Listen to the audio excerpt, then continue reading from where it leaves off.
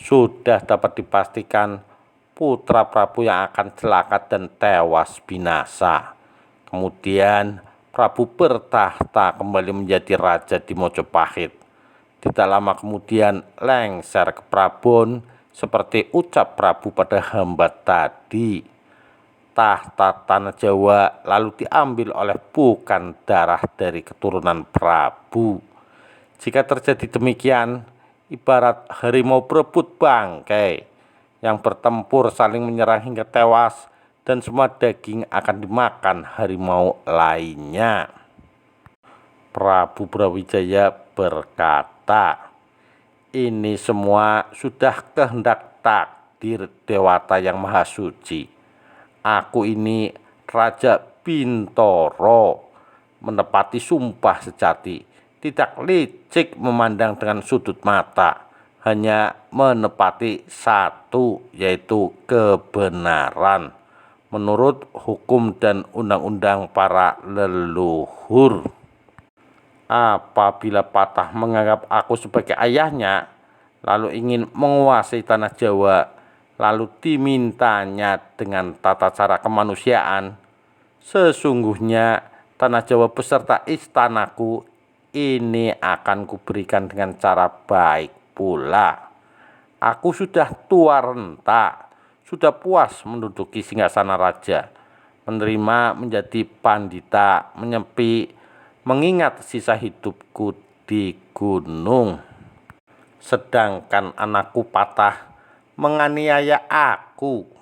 Pastilah aku tidak rela menyerahkan tanah Jawa beserta isinya kepada dia. Bagaimana pertanggungjawabanku kepada leluhur atas rakyatku di akhir kehidupanku nanti?"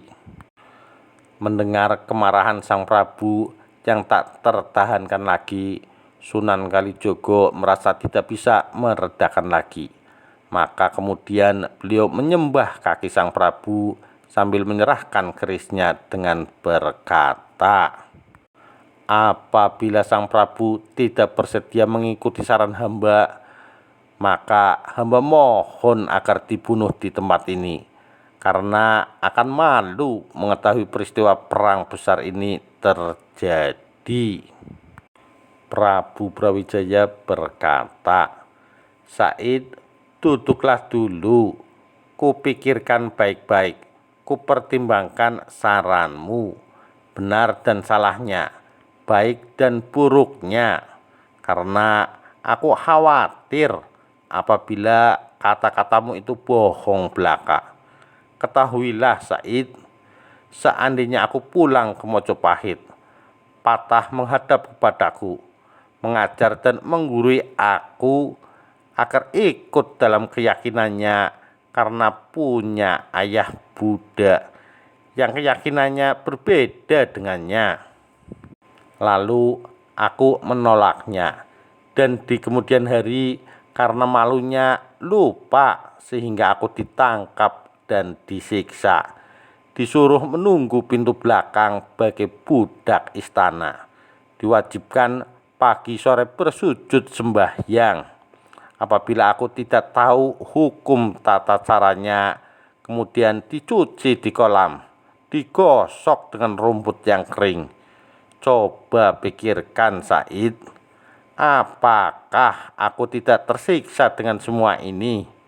Tubuhku yang tua ini selalu bersujud, lalu direndam dan digosok oleh rumput yang kering." Said menjawab dengan menahan senyumnya, "Mustahil jika demikian Prabu. Hamba yang akan tanggung. Hamba yakin tidak akan tega putra Prabu memperlakukan itu terhadap Prabu. Hanya masalah keyakinan. Terserah kehendak Prabu, karena semua itu adalah hidayah dari Yang Maha Agung.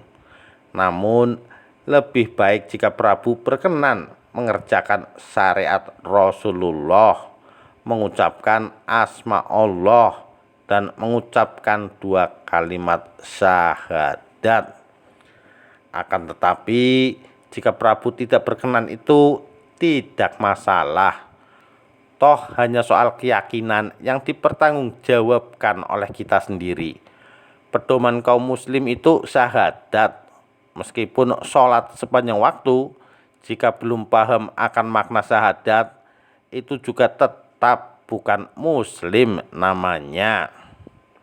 Prabu Brawijaya bertanya, apa itu syahadat dan sholat, Said? Apakah cara melakukannya sulit?